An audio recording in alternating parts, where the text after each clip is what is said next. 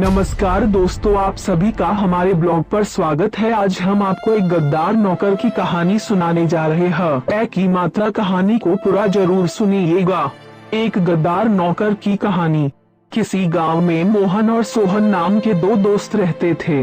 दोनों गांव के जमींदार गोपाल चौधरी के यहाँ काम करते थे। मोहन काम करने में मेहनती था, लेकिन सोहन बहुत कामचोर था।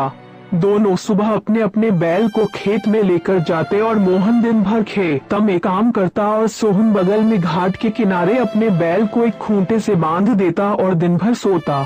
शाम को जाने के टाइम पर सोहन अपने शरीर पर और अपने बैल के शरीर पर मिट्टी लगाकर जाता, फिर पहले खुद नहाता, फिर उसके बाद अपने बैल को नहलाता। गोपाल चौधरी की नजर में मोहन कामचोर और सोहन मेहनती था। जमींदार ने रसोई को बुलाया और कहा कि सोहन बहुत मेहनती है, इसीलिए तुम उसके खान पान का ज्यादा ख्याल रखा करो। रसोइया सोहन को भरपेट भोजन खिलाता और मोहन को पेट भर के खाना ही नहीं मिलता।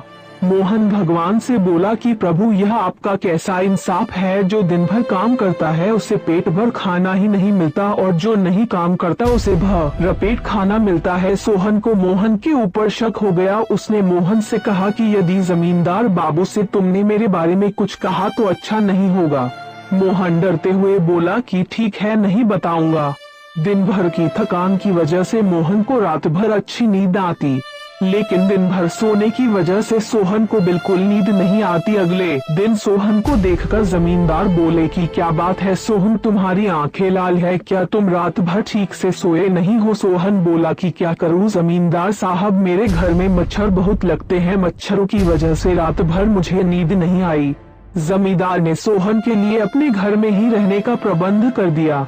एक दिन दोनों को खाना खिलाते वक्त रसोइया मन में सोचने लगा कि मैं बहुत दिनों से देख रहा हूँ कि मोहन का पेट ही नहीं भर रहा है और सोहन खाने को बर्बाद करता है।